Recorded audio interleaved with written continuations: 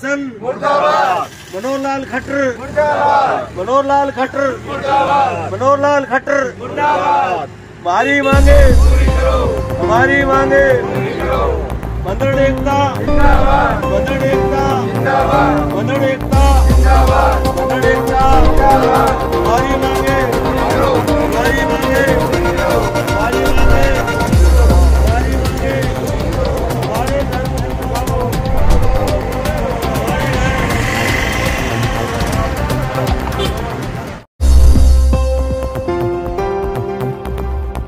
देखो, पिछले दिनों जैसे प्रशासन द्वारा इन जो गरीब खोखा व्यापारियों के जो खोखे थे, जो इनका रोजगार बड़ी मुश्किल से चल पाता था, थोड़ा बहुत कमा पाते थे, इनको पिछले 22 दिन पहले इनको ध्वस्त कर दिया गया था।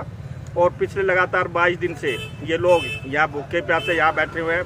इनके परिवार का गुजारा बसर होना बड़ा मुश्किल हो रहा है, इनका अपने बच्चों को पालना बड़ा मुश्किल हो रहा है। तो मेरी प्रशासन से मांग है कि जल्द से जल्द इनका जो भी है समाधान किया जाए। और इनको यहाँ अगर शहर के सौंदर्यकरण के नाम के ऊपर इनको यहाँ सुधारा गया है, अगर लगता प्रशासन को ये चाहिए कि शहर का सौंदर्यकरण करना है तो पहले इनकी व्यवस्था करते कहीं पे भी अन्य स्थल पर।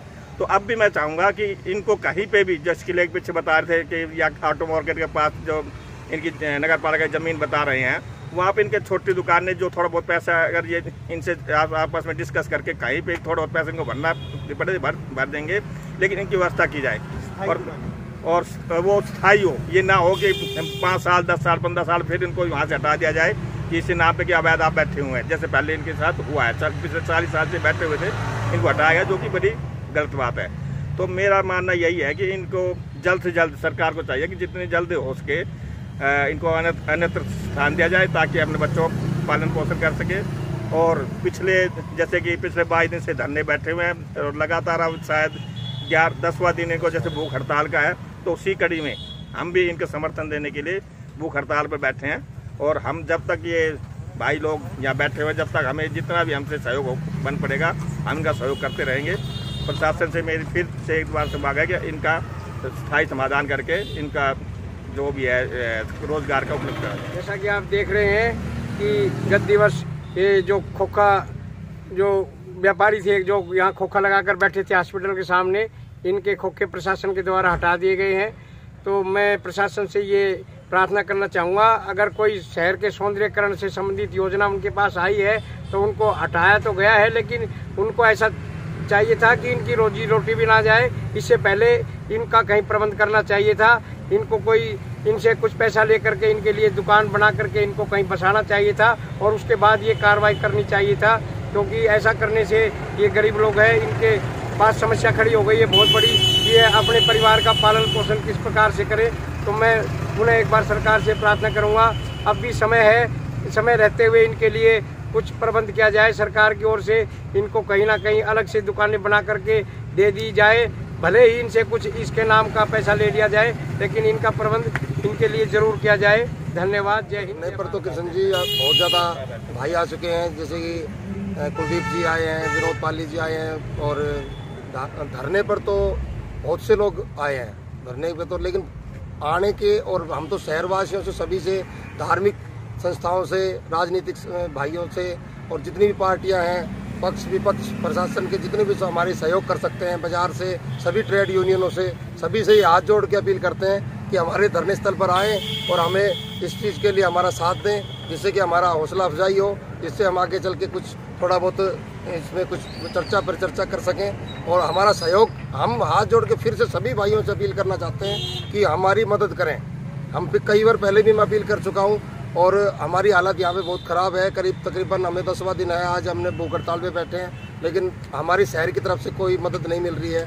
और कुछ भाई आते भी हैं तो बहुत से भाई हमारे पास नहीं आते हैं। सब्जी मंडी से भी मेरी अपील है, सभी ट्रेड यूनियनों से मेरी अपील है कि सभी भाई हमारे पास आएँ और हमारा सहयोग करें। और एक बात और है, इसके अंदर जो हमारे सीएम है मनोहर लाल खट्टर जी, जहाँ तक हमें कुछ सूचनाएं मिली थी कि भाई उन तक हमारी बात सही नहीं पहुँच पा रही है, तो उनसे हमारी ये गुजारिश है बीजेपी पार्टी के सभी कार्यकर्ताओं से, शिक्षा मंत्री पूर्व शिक्षा मंत्री रामविलास शर्मा जी से, सभी से अपील है कि हमारी बात सही तरीके से पहुंचाई जाए। इसमें कंवर सिंह खातोत भी हैं, देवेंद्र जी भी हैं, सभी जितने भी कार्यकर्ता हैं, सभी से ये अपील है कि हमारी बात सही तरीके से सीएम मनोहर लाल खट्टर तक पहुंचाई जाए। हमारी बात वहां तक सही नहीं पहुंच पा रही है, हमारे कागज वगैरह सही वहां पे नहीं पहुंच पाए और हमारे सही डॉक्यूमेंट्स वहां तक नहीं पहुंच पाए, इसलिए हमारा गलत संदेश वहां तक जा रहा है। एसडीएम साहब से, डीसी साहब से, एसपी साहब से, सभी से ये गुजारिश है कि हमारी बात सुने और या हमें कहीं बुलाएं, हम चले जाएंगे, कोई बात नहीं है, और हमारी बात सुने सही तरीके से।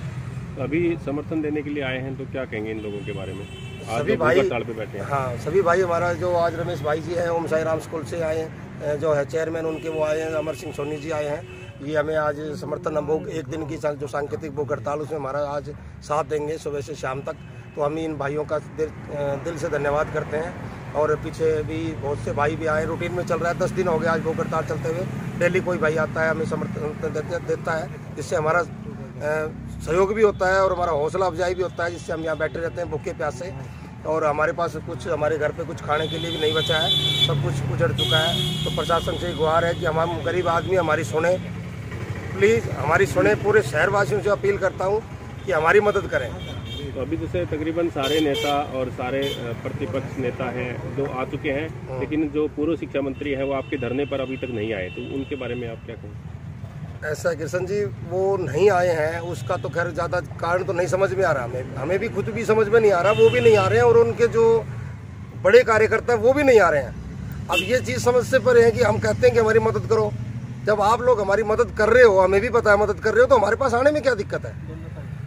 लेकिन नहीं आ रहे हैं, वो दोनों पार्टियों से नहीं आ रहे हैं, क्योंकि जो विपक्ष की पार्टी है उससे भी कोई नहीं आ रहा है, और जो तीसरे जो है, जो हमारे जो और तीसरे कैंडिडेट थे वो भी नहीं आ रहे हैं। तो हम एक ही पार्टी को दोष कैसे दे? वो तो कोई भी नहीं आ रहा है, सभी एक जैसे हो रहे हैं, सभी ने हमें दरकिनार कर दिया, मरने के लिए छोड़ दिया, मरने के लिए रोड भी छोड़ दिया। वोटों के टाइम पे आपके आएंगे पास? हाँ, वोटों के टाइम पे आते हैं, कोई हमें उसका वोट बताता है, कोई हमें उसका वोट बताता है, कोई हमें उसका वोट बताता है।